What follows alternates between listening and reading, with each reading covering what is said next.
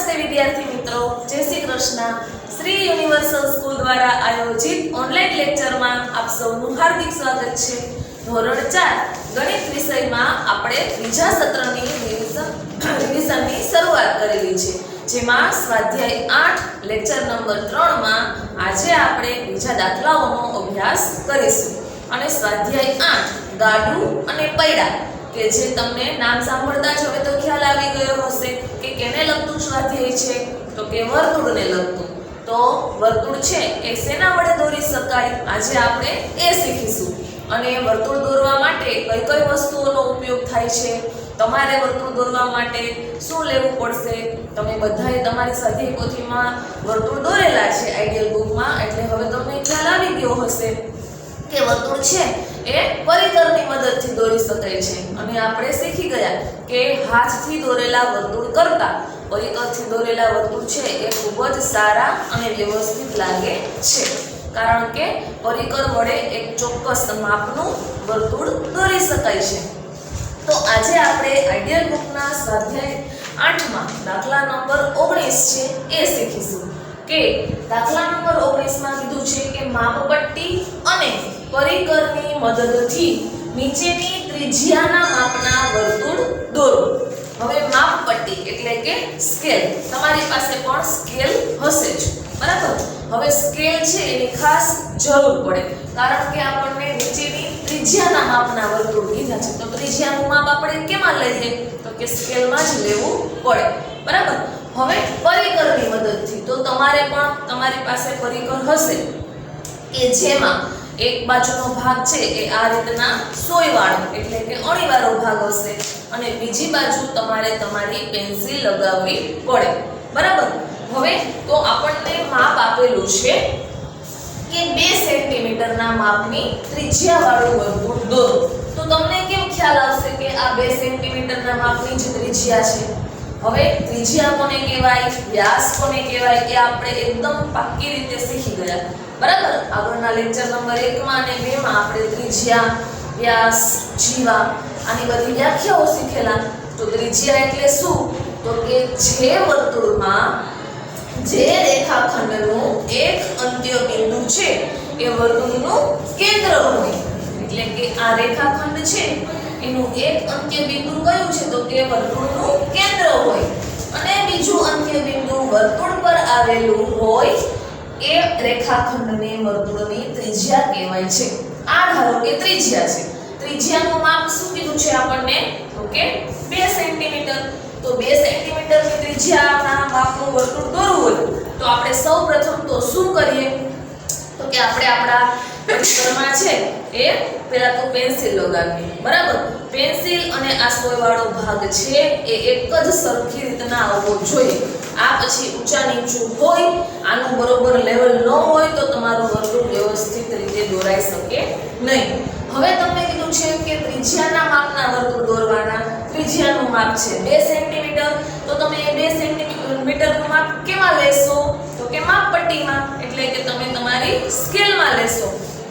હવે સ્કેલમાં તમે જ્યારે માપ લ્યો ત્યારે તમારે સૌપ્રથમ ખાસ શું જોવાનું, તો કે તમારી સ્કેલમાં શૂન્યથી શરૂઆત થાય, એટલે કે તમારે તમારો સોયવાળો ભાગ છે જે પરિકરનો એ અહીંયા શૂન્ય ઉપર રાખવાનો, અને પેન્સિલ વાળો ભાગ છે એ ક્યાં રાખવાનો, તો કે અહીંયા 2 ઉપર, બરાબર। આટલું ટૂંકમાં જે માપ થાય એ 2 સેન્ટીમીટર થયું કહેવાય, એટલે કે આ રીતે અહીંયા તમારે તમારો સોયવાળો ભાગ રાખવાનો છે અને પેન્સિલ વાળો ભાગ છે એ 2 ઉપર રાખવાનો છે। તો આ તમારું 2 સેન્ટીમીટરના માપની ત્રિજ્યાવાળું વર્તુળ થયું કહેવાય, આ રીતના, બરાબર। આ સોયવાળો ભાગ છે એ શૂન્ય ઉપર જ આવશે, અને અહીંયા પેન્સિલ વાળો ભાગ છે એ 2 ઉપર। આ તમે તમારી ત્રિજ્યાનું માપ લીધું કહેવાય।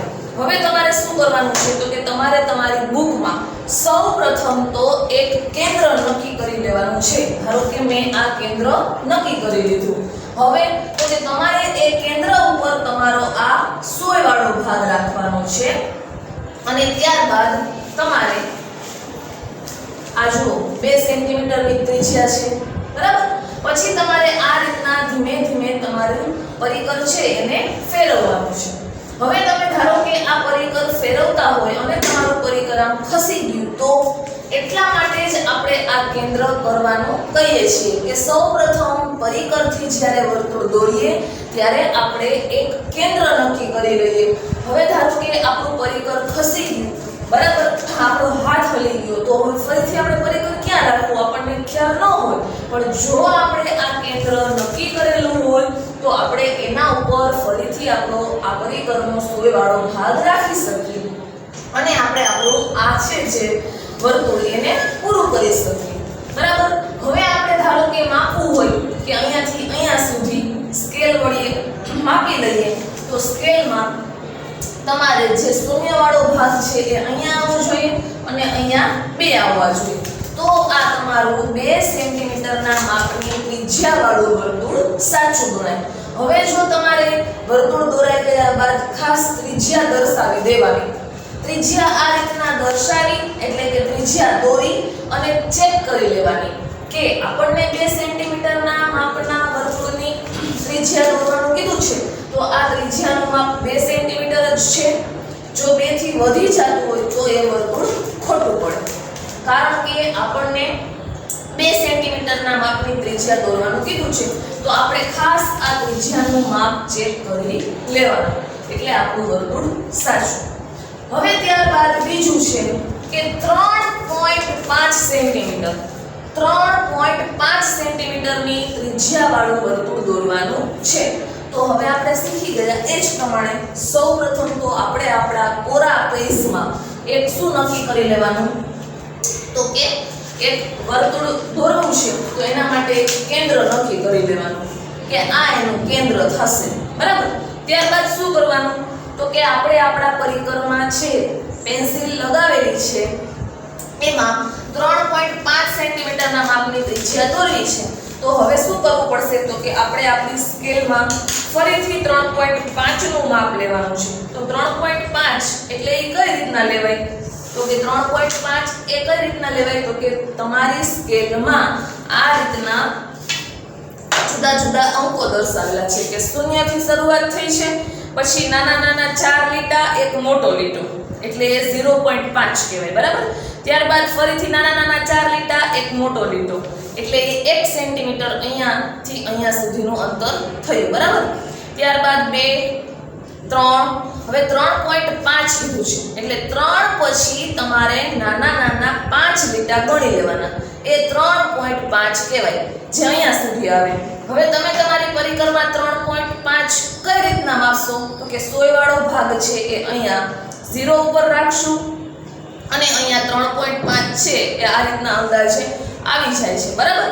તો આપણે ચોક્કસ આ રીતના પરિકર અને સ્કેલની મદદથી 3.5 માપ લેવાનું. ત્યારબાદ શું કરવાનું તો કે મેં કીધું એ જ પ્રમાણે આપણે એક આપણા કોરા પેજમાં કેન્દ્ર નક્કી કરી લેવાનું છે કે આપણું કેન્દ્ર વર્તુળનું આ હશે. શું કામ કેન્દ્ર નક્કી કરવાનું કહું છું કે જો પરિકરથી દોરતા દોરતા આપણું પરિકર છે એ આટલું મોટું વર્તુળ દોરવાનું હોય એટલે વચમાં ખસી પણ જાય. બરાબર. ધારો કે આ રીતના દોરતા દોરતા આપણે આમ દોરીએ છીએ અને દોરતા દોરતા આપણે આ રીતના અટકી ગયા, આપણો આ સોયવાળો ભાગ ખસી ગયો તો જો સૌ પૂરું હોય તો ક્યાં સોયવાળો ભાગ રાખવો એ આપણને ખ્યાલ જ ન આવે. પણ આપણું પેન્સિલથી આ રીતનું કેન્દ્ર કરેલું હોય તો ફરીથી આપણે ત્યાં રાખી અને આ રીતના વર્તુળ દોરી શકીએ. બરાબર. આ રીતના આખું વર્તુળ આપણે પૂરું કરવાનું હોય છે. બરાબર. તો આ આપણું થયું 3.5 સેન્ટીમીટરની ત્રિજ્યાનું વર્તુળ. વર્તુળ દોરાઈ જાય ત્યારબાદ ખાસ આપણે યાદ રાખશું કે આપણે આપણા વર્તુળની અંદર આ રીતના એક ત્રિજ્યા દોરી લેશું. શું કામ હું ત્રિજ્યા દોરવાનું કહું છું તો કે આ જે ત્રિજ્યા છે એને આપણે સ્કેલ વડે માપી શકીએ કે આ 3.5 જ છે એટલે કે અહીંયા 0 અહીંયા અને અહીંયા 3.5 જ આવે છે તો આ આપણે સ્કેલ વડે માપી શકીએ કે અહીંયા 0 છે અને અહીંયા 3.5. આપણે તમે જોઈ શકો છો કે 0 1 2 3 અને 3 પછી નાના નાના 5 લીટા એટલે કે અહીંયા તો આપણું આ વર્તુળ એકદમ પરફેક્ટ અને સાચું છે.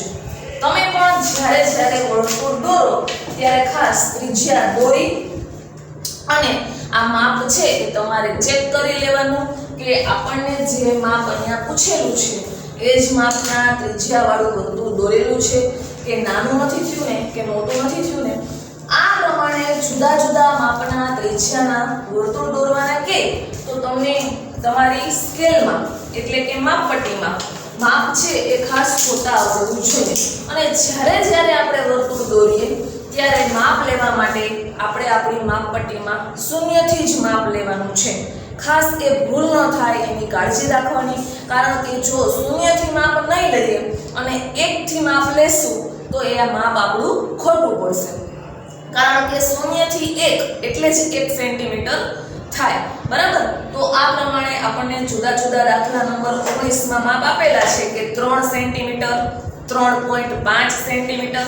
તો જે તો આપણે અહીંયા દોરેલું. બરાબર. ત્યારબાદ છે 1.5.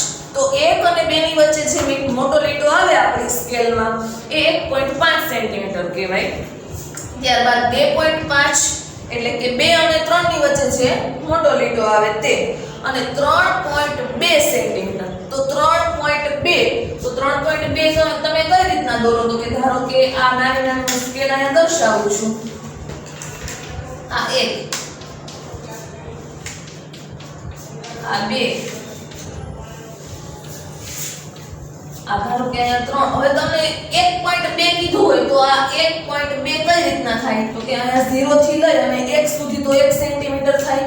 ત્યારબાદ આ 1 લીટો અને આ 2 લીટો એટલે કે એ 1.2, અહીંયાથી અહીંયા સુધીનું અંતર 1.2 સેન્ટીમીટર થયું કહેવાય. જ્યારે આ પ્રમાણે પોઈન્ટ વાળા આવે ત્યારે તમારે ખાસ તમારી માપપટ્ટીમાં જે નાના નાના લીટાઓ આપેલા છે એ ધ્યાનમાં રાખી અને વર્તુળ દોરવાનું રહેશે. તો આ પ્રમાણે તમે તમારી રીતે જુદા જુદા માપની ત્રિજ્યાઓ વાળા વર્તુળ તમે તમારી બુકમાં દોરી શકો છો અને તેનો ખાસ આગળ અભ્યાસ પણ કરી શકો છો. હવે આપણે આગળ દાખલા નંબર 22 છે. આપણી સ્વાધ્યાય 8 આઈડિયલ બુકમાં દાખલા નંબર 22 છે કે જેમાં આપણને પૂછેલું છે કે માપપટ્ટી અને પરિકરની મદદથી 3 સેમી ત્રિજ્યાના માપનું વર્તુળ દોરો. ત્યારબાદ તે જ કેન્દ્રમાંથી 1.5 સેમી ત્રિજ્યાના માપનું વર્તુળ દોરો. હવે આપણને કીધું છે કે માપપટ્ટી અને પરિકરની મદદથી, તો આપણે હમણાં જ વર્તુળ દોરતા શીખેલા, તો એ ખ્યાલ આવી ગયો કે વર્તુળ દોરવા માટે ખાસ એક તો પરિકર, પેન્સિલ અને માપપટ્ટી એટલે કે સ્કેલ, આ 3 વસ્તુની જરૂર પડે છે. બરાબર. અને આપણે જે પરિકર છે એના વડે સ્કેલમાં માપ લઈએ ત્રિજ્યાનું, જે તે આપણને પૂછેલું હોય એ ત્રિજ્યાનું માપ લઈ અને આપણે કેન્દ્ર એક પહેલા દોરી અને ત્યારબાદ એના ઉપર પરિકર રાખી અને વર્તુળ દોરીએ. બરાબર. એટલું આપણે શીખી ગયા. હવે અહીંયા દાખલા નંબર 22 માં આપણને શું પૂછેલું છે? તો કે માપપટ્ટી અને પરિકરની મદદથી સૌપ્રથમ તો 3 સેમી ત્રિજ્યાના માપનું વર્તુળ દોરો. તો ફરીથી આપણે ધારો કે આ એક કોરું તમારું કાગળ છે, ત્યાં આ રીતના કેન્દ્ર નક્કી કરી લઈએ. ત્યારબાદ 3 સેમી ત્રિજ્યાનું માપ કીધું છે તો તમારે તમારી સ્કેલમાં શૂન્ય વાળો ભાગ છે ત્યાં શૂન્ય છે, ત્યાં તમારો 100 વાળો ભાગ, અને અહીંયા તમારા ધારો કે 3 છે એ આવી જતા હશે. જો આ પરિકરમાં 3 સેન્ટીમીટરનું માપ થયું. બરાબર. હવે તો કે જે કેન્દ્ર નક્કી કરેલું હોય ત્યાં તમારે આ રીતના 100 વાળો ભાગ રાખી અને આમાં આખું પરિકર ફેરવવાનું. પરિકર ફેરવતા ફેરવતા આપણે ધારો કે પરિકર આપણું ઉપડી ગયું અથવા તો હટી ગયું, તો ફરીથી આ જે કેન્દ્ર નક્કી કરેલું છે ત્યાં 100 વાળો ભાગ રાખી અને આપણે વર્તુળ પૂરું કરી શકીએ. તો અહીંયા મેં એ જ રીતે આ 3 સેન્ટીમીટરની ત્રિજ્યાવાળું વર્તુળ દોરેલું છે. જુઓ, આ મેં આ રીતના આખું વર્તુળ દોરેલું છે. બરાબર. હવે શું કીધું છે આપણને કે વર્તુળ દોરો, ત્યારબાદ તે જ કેન્દ્રમાંથી, એટલે કે કેન્દ્ર તો આ જ રહેશે, કેન્દ્ર ફરશે નહીં, તે જ કેન્દ્રમાંથી 1.5 સેન્ટીમીટર. તો 1.5 સેન્ટીમીટર આપણે કઈ રીતના લેશું? તો હમણાં જ મેં તમને ત્રિજ્યા છે એનું માપ લેતા શીખવાડેલું કે તમે તમારી સ્કેલમાં શૂન્યથી જ શરૂઆત કરવાની. જો તમે 1 થી શરૂઆત કરશો આ રીતના માપ લેવાનું તો માપ છે ખોટું પડશે. માટે શૂન્યથી જ શરૂઆત કરવાની. તો આ ધારો કે શૂન્ય છે ત્યાં 100 વાળો ભાગ અને 1 પછી મોટો લીટો જ્યાં આવે છે એ 1.5 સેન્ટીમીટર કહેવાશે. તો હવે આપણે કેન્દ્ર તો આ જ રાખવાનું છે, કેન્દ્ર ફેરવવાનું નથી. આ પ્રમાણે 1.5 સેન્ટીમીટરની ત્રિજ્યાવાળું વર્તુળ દોરવાનું છે. બરાબર. તો હવે આપણે શું કરશું? મેં કીધું એ જ પ્રમાણે કે ગમે ત્યારે આપણે વર્તુળ દોરાઈ જાય ને પછી એની ત્રિજ્યા આપણે આ રીતના દોરી લેવાની. આ ધારો કે 3 સેન્ટીમીટરની ત્રિજ્યા છે તો એને આપણે સ્કેલમાં માપી લેવાની કે અહીંયા 0 અને અહીંયા 3 આવે છે. જો આવતા હોય તો જ 3 સેન્ટીમીટરના માપવાળું વર્તુળ સાચું. જો અહીંયા 0 અને અહીંયા 3 ન આવતા હોય તો આ વર્તુળ ખોટું.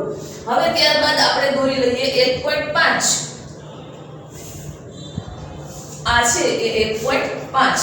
તો એમાં પણ આપણે માપ લઈ લેવાનું કે અહીંયા 0 અને અહીંયા 1.5 આવે છે. જો આવતું હોય તો જ અહીંયા દર્શાવી દેવાનું કે 1.5 સેન્ટીમીટર અને આ છે એ 3 સેન્ટીમીટર. એટલે કે બંને વર્તુળ છે એ એક જ કેન્દ્રમાંથી દોરાતા હોય એ રીતના આપણે દર્શાવવાના છે. તો આ જ પ્રમાણે તમારે સ્વાધ્યાય પોથીમાં દાખલા નંબર 23 આપેલો છે કે પરિકર અને માપપટ્ટીની મદદથી 2 સેમીની ત્રિજ્યાનું વર્તુળ દોરો. તો તમારે સૌપ્રથમ તો 2 સેન્ટીમીટરના માપવાળું ત્રિજ્યાવાળું વર્તુળ દોરવાનું થશે. ત્યારબાદ તે જ કેન્દ્રમાંથી 3 સેમીની ત્રિજ્યાવાળું, કેન્દ્ર એના એ જ 2 સેન્ટીમીટરનું દોરાઈ જાય. ત્યારબાદ 3 સેન્ટીમીટરનું કીધું છે એટલે કે પહેલા નાનું દોરવાનું છે પછી મોટું દોરવાનું છે. અથવા તો અહીંયા આપણે પહેલા મોટું દોરવાનું કીધું હતું કે 3 સેન્ટીમીટરનું, ત્યારબાદ કીધું કે 1.5 સેન્ટીમીટરનું એટલે કે નાનું વર્તુળ. તો તમારી આકૃતિ કંઈક આવી થવી જોઈએ. બરાબર. તો તમારે તમારી જાતે દાખલા નંબર 23 છે અભ્યાસ કરવા માટે કરવાનો છે કે પરિકરની મદદથી સૌપ્રથમ તમારે 2 સેન્ટીમીટરની ત્રિજ્યાવાળું વર્તુળ દોરવાનું. ત્યારબાદ કેન્દ્ર એના જ એટલે કે તમારે પરિકર ફરીથી અહીંયા જ રાખવાનું છે પણ માપ કયું તો કે 2 સેન્ટીમીટરની ત્રિજ્યાવાળું વર્તુળ દોરાય છે. ત્યારબાદ 3 સેન્ટીમીટરની ત્રિજ્યાવાળું એટલે એ પણ કંઈક આવી જ આકૃતિ તમારી થશે. તો વિદ્યાર્થી મિત્રો હવે તમને બધાને વર્તુળ છે એ કઈ રીતના દોરી શકાય, શું ઉપયોગમાં આવે, વર્તુળ દોરવા માટે શું વસ્તુનો ઉપયોગ કરવો પડે એ બધો ખ્યાલ આવી ગયો હશે. અને હાથથી દોરેલા વર્તુળ કરતાં પરિકરથી દોરેલા વર્તુળ છે એ ખૂબ જ સરસ થાય છે. એક જ વર્તુળની ત્રિજ્યાના માપ આપણને પૂછેલું હોય કે કેવા હોય તો આપણે ખબર છે કે એક જ વર્તુળની ત્રિજ્યાના માપ છે સરખા હોય છે. આ અલગ અલગ વર્તુળ થઈ ગયા છે. જો આ જ વર્તુળની ત્રિજ્યાના માપ પૂછે તો બધા માપ કેવા મળે તો કે સરખા મળે છે. હવે આપણે વર્તુળની વ્યાખ્યાઓ સમજી ગયા. વર્તુળ આધારે બનાવેલું કોષ્ટક કે જે ત્રિજ્યા અને વ્યાસના માપથી બનાવેલું હતું એમાં આપણે ત્રિજ્યા આપેલી હોય તો વ્યાસનું માપ લખતા શીખી ગયા અને વ્યાસનું માપ હોય તો ત્રિજ્યાનું માપ કઈ રીતના લખી શકાય એ પણ શીખી ગયા. બરાબર. ત્યારબાદ આપણે પરિકરની મદદથી વર્તુળ દોરતા પણ શીખી ગયા. હવે આપણે થોડાક આજે મિશ્ર પ્રશ્નો જોઈશું કે જેમાં આપણને પ્રશ્નો છે એ આપણને જો અત્યાર સુધી જેટલું શીખેલા એ આપણને આવડે તો આપણે આ પ્રશ્નોના જવાબ તરત આપી શકીએ. એટલે કે વ્યાખ્યા છે જે ત્રિજ્યા, જીવા, વ્યાસ અને વર્તુળ, આ વ્યાખ્યાઓ આપણને જો પાકી રીતે આવડે તો આપણને આ પ્રશ્નોના જવાબ આપતા આવડી જાય. આ વિકલ્પો છે એટલે કે એના ઓપ્શનો આપેલા છે A, B, C અને D. પહેલું છે દાખલા નંબર 34 કે કોઈ એક નિશ્ચિત બિંદુથી સમાન અંતરે આવેલા બિંદુઓના સમૂહને ખાલી જગ્યા કહે છે. હવે એમાં તમને ઓપ્શન આપેલા છે A ચોરસ, B લંબચોરસ, C વર્તુળ અને D ત્રિકોણ. તો તમને ખબર હશે કે ચોરસ, લંબચોરસ અને ત્રિકોણ એને લગતું તો સ્વાધ્યાય છે જ નહીં. એટલે કોઈ એક નિશ્ચિત બિંદુથી સમાન અંતરે આવેલા બિંદુઓના સમૂહને જવાબ આપણો આવે છે C વર્તુળ કહે છે. બરાબર. કોઈ એક નિશ્ચિત બિંદુથી સમાન અંતરે આવેલા બિંદુઓના સમૂહને વર્તુળ કહે છે. એટલે કે વર્તુળની આ વ્યાખ્યા છે. ત્યારબાદ જે રેખાખંડનું એક અંત્યબિંદુ વર્તુળનું કેન્દ્ર હોય અને બીજું અંત્યબિંદુ વર્તુળ પર હોય તેવા રેખાખંડની વર્તુળની ખાલી જગ્યા કહે છે. તેવા રેખાખંડને વર્તુળની ખાલી જગ્યા કહે છે. હવે શું કીધું છે કે જે વર્તુળમાં જે રેખાખંડનું એક અંત્ય બિંદુ વર્તુળનું કેન્દ્ર હોય, એટલે કે ધારો કે આ વર્તુળ છે, આ અંત્ય બિંદુ વર્તુળનું કેન્દ્ર છે, બીજું અંત્ય બિંદુ વર્તુળ ઉપર આવેલું છે, આવા રેખાખંડને વર્તુળની ખાલી જગ્યા કહે છે. A કિરણ, B ત્રિજ્યા, C વ્યાસ, D જીવા. તો શું કહેવાય? આપણને ખ્યાલ છે કે ત્રિજ્યા કહે છે, એટલે કે જવાબ આપણો આવે છે B ત્રિજ્યા. જે રેખાખંડનું એક અંત્ય બિંદુ વર્તુળનું કેન્દ્ર હોય અને બીજું અંત્ય બિંદુ વર્તુળ ઉપર હોય તેવા રેખાખંડને વર્તુળની ત્રિજ્યા કહે છે. આ છે એ ત્રિજ્યાની વ્યાખ્યા છે. ત્યારબાદ છે પ્રશ્ન નંબર 36 કે વર્તુળનો વ્યાસ શેમાંથી પસાર થાય છે? તો તમને ખબર હશે કે વર્તુળનો વ્યાસ છે એ એના કેન્દ્રમાંથી જ પસાર થાય છે. જે રેખાખંડ વર્તુળના કેન્દ્રમાં થઈને પસાર થાય એને જ વ્યાસ કહેવાય છે. તો આપણો જવાબ છે વર્તુળનો વ્યાસ શેમાંથી પસાર થાય છે? તો કે કેન્દ્રમાંથી. ત્યારબાદ પ્રશ્ન નંબર 37 એક જ વર્તુળમાં કેટલી ત્રિજ્યાઓ હોય છે? એક જ વર્તુળમાં કેટલી ત્રિજ્યાઓ હોય છે? A અસંખ્ય, B માત્ર એક જ, C 2 અને D 3. હવે ત્રિજ્યાઓ છે એ આપણે દોરતા તો ત્યારે તો દર્શાવવા માટે માત્ર એક જ ત્રિજ્યા દોરતા, પણ વર્તુળની અંદર કેટલી ત્રિજ્યાઓ હોય છે? તો કે અસંખ્ય. તમે ગણી ન શકો એટલી. એટલે આપણે અહીંયા જવાબ આવશે A કે અસંખ્ય. ત્યારબાદ છે પ્રશ્ન નંબર 38 વર્તુળના તમામ વ્યાસના માપ કેવા હોય છે? વર્તુળના તમામ વ્યાસના માપ કેવા હોય છે?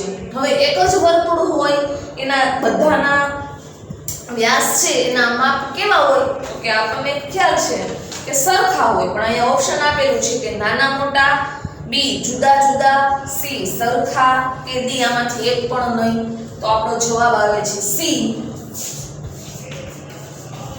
સરખા હોય છે. એટલે કે વર્તુળના તમામ વ્યાસના માપ કેવા હોય છે? તો કે સરખા હોય છે. પ્રશ્ન નંબર 39 એક જ કેન્દ્રમાંથી કેટલા વર્તુળો બનાવી શકાય? એક જ કેન્દ્રમાંથી કેટલા વર્તુળો બનાવી શકાય? તો અહીંયા આપણને ઓપ્શન આપેલા છે કે 5, 1, 9 કે પછી અસંખ્ય. ધારો કે વર્તુળનું કેન્દ્ર એક જ છે, આના ઉપરથી કેટલા વર્તુળ બનાવી શકાય? તો કે તમારે જેટલા બનાવવા હોય એટલા બનાવી શકાય. કેન્દ્ર એનું એ જ રહે. બરાબર, આપણે એ મુજબના દાખલાઓ પણ શીખેલા હમણાં આગળ જ. તો એક જ વર્તુળમાંથી કેટલા વર્તુળો બનાવી શકાય? તો આપણો જવાબ આવે છે અસંખ્ય. તો અહીંયા લખશું B, અહીંયા લખશું અસંખ્ય. તો આ પ્રમાણે હજુ આગળ આપણે બીજા પ્રશ્નો છે તેનો પણ અભ્યાસ કરીશું. તો ફરીથી જોઈ લઈએ. કોઈ એક નિશ્ચિત બિંદુથી સમાન અંતરે આવેલા બિંદુઓના સમૂહને વર્તુળ કહેવાય છે. જે રેખાખંડનું એક અંત્ય બિંદુ વર્તુળનું કેન્દ્ર હોય અને બીજું અંત્ય બિંદુ વર્તુળ પર હોય તેવા રેખાખંડને વર્તુળની ત્રિજ્યા કહેવાય છે. વર્તુળનો વ્યાસ શેમાંથી પસાર થાય છે? તો કે કેન્દ્રમાંથી. એક જ વર્તુળમાં કેટલી ત્રિજ્યાઓ હોય છે અથવા તો એક જ વર્તુળમાં કેટલા વ્યાસ હોય છે? તો પણ અસંખ્ય જ આવશે. વર્તુળના તમામ વ્યાસના માપ કેવા હોય છે? તો કે સરખા. અને એક જ કેન્દ્રમાંથી કેટલા વર્તુળો બનાવી શકાય છે? તો કહેવાય અસંખ્ય. ત્યારબાદ આપણે આગળ બીજા પ્રશ્નો જોઈશું કે જેમાં પ્રશ્ન નંબર 41 કે એક જ વર્તુળની ત્રિજ્યા 5 સેન્ટીમીટર હોય તો તેનો વ્યાસ કેટલો થાય? હવે એમ કીધું છે કે ધારો કે આ વર્તુળ છે, આપણે આકૃતિ દોરતા જાય અને સમજતા જાય. બરાબર, કે એની ત્રિજ્યા 5 સેન્ટીમીટર છે. બરાબર, તો તેનો વ્યાસ કેટલો થાય? તો આપણને ખ્યાલ છે કે ત્રિજ્યા કરતા વ્યાસ કેવો હોય? તો કે 2 ગણો, એટલે કે ડબલ. આ 5 હોય ત્રિજ્યા, તો એનો વ્યાસ કેવો થઈ જાય? તો કે 10. બરાબર, તો અહીંયા આપણે જવાબ આવશે 5 સેન્ટીમીટર ત્રિજ્યા છે તો એમ પૂછેલું છે કે તેનો વ્યાસ કેટલો થાય? તો કે 10 સેન્ટીમીટર થાય. હવે જ્યારે આપણને ત્રિજ્યાનું માપ આપેલું હોય અને વ્યાસનું માપ શોધવાનું હોય એટલે આ ત્રિજ્યાના માપને 2 સાથે ગુણાકાર કરી નાખવાનો. 5 દુ 10. બરાબર. ધારો કે ત્રિજ્યા 4 સેન્ટીમીટર આપેલી હોય તો વ્યાસનું માપ પૂછે તો 4 દુ 8 એટલે કે 8 સેન્ટીમીટર થાય. ત્યારબાદ પ્રશ્ન નંબર 42 છે કે એક વર્તુળનો વ્યાસ 12 સેન્ટીમીટર હોય તો તેની ત્રિજ્યા કેટલી થશે. હવે ધારો કે આ જ વર્તુળ આપણે લઈ લઈએ સમજૂતી માટે કે આ એનો વ્યાસ છે કે જે એના કેન્દ્રમાંથી પસાર થાય છે. બરાબર. એનું માપ કેટલું આપેલું છે તો કે 12 સેન્ટીમીટર એટલે કે આ આખું માપ 12 સેન્ટીમીટર છે તો એની આપણે ત્રિજ્યા એટલે કે અહીંયા સુધીનું જ માપ કેટલું તો કે જ્યારે આપણને વ્યાસનું માપ આપેલું હોય અને ત્રિજ્યાનું માપ શોધવાનું હોય તો આપણે એ માપ અડધું કરી નાખવાનું અથવા તો એનો 2 સાથે ભાગાકાર કરી નાખવાનો. તો 12 ભાગ્યા 2 કરીએ એટલે કે 2 × 12 6 સેન્ટીમીટર જવાબ આવે. તો અહીંયા આપણે લખશું 6 સેન્ટીમીટર થાય. કારણ કે અહીંયા શું કામ તો કે વ્યાસનું માપ આપેલું હતું અને આપણે ત્રિજ્યા શોધવાની હતી.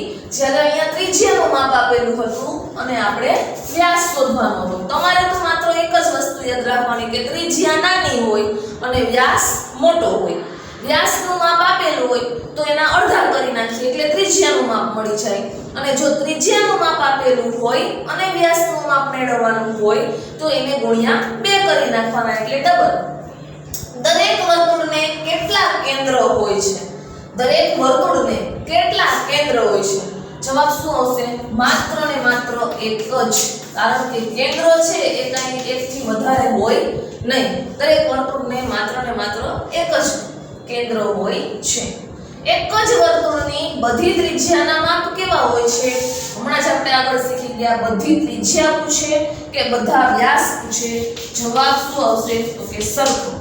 એક જ વર્તુળની બધી ત્રિજ્યાના માપ સરખા હોય છે. તો આપણે સ્વાધ્યાય 8 રિવિઝનની અંદર આપણે જે મેન અગત્યની વ્યાખ્યાઓ જોઈ, પરિકરની મદદથી કઈ રીતના વર્તુળ દોરી શકાય એ પણ શીખ્યા અને થોડાક મિશ્ર પ્રશ્નોનો પણ અભ્યાસ કરેલો. તો વિદ્યાર્થી મિત્રો, તમે તમારી ઘરે આઈડિયલ બુકમાંથી તમે તમારી જાતે આ રીતના વર્તુળ છે એ જુદા જુદા માપના દોરી શકો. અને દાખલા નંબર 45 છે કે જેમાં વર્તુળના જુદા જુદા ભાગો દર્શાવવાના છે તો એ પણ તમે તમારી જાતે એનો અભ્યાસ કરી શકો છો. તો સ્વાધ્યાય 8માં વર્તુળ, ત્રિજ્યા, વ્યાસ અને જીવા આ 4 વ્યાખ્યાઓ જો આપણને આવડી જાય તો દરેકે દરેક પ્રશ્નોના જવાબ આપવા ખૂબ જ સરળ રહે.